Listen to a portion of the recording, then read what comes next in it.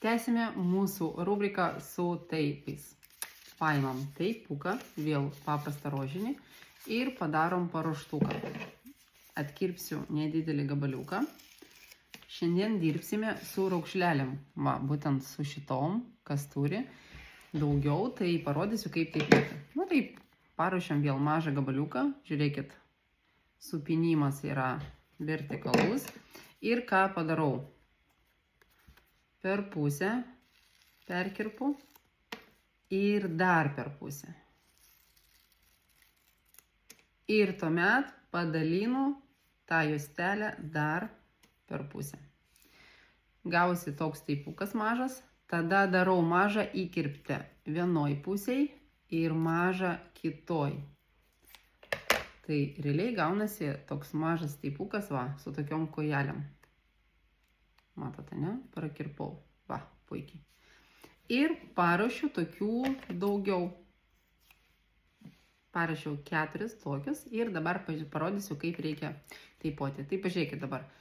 Perplėšti reikia per viduriuką, atskirti nuo popieriaus. Matote, ne? Patampom, popierius atlimpa. Tuomet nuimsiu iš viso, kad netrukdytų, nes teipas gan mažas.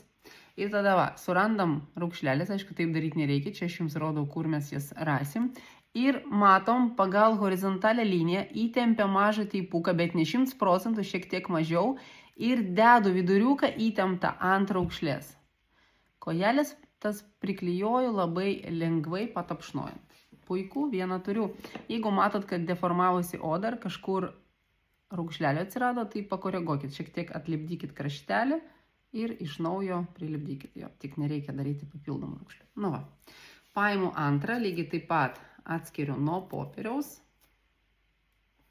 Vėl šiek tiek praplėčiu per viduriuką ir ant raukšlelės suteipuoju, prispaudžiu. Ir paimu trečią. Lygiai taip pat.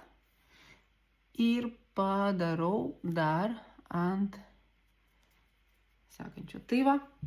Paruošta, galima taip užteipuoti visur, kur jūs randat tų horizontalių raukšlelių. Ir vėlgi nuo pusės valandos iki 3 valandų galima vaikščioti dienos metu ir apskritai su tokia aplikacija galima ir miegoti. Einat miegoti ir atsikeliat gražios ir be raukšlių. Linkiu jums išbandyti ir rašykit, kaip jums gavosi.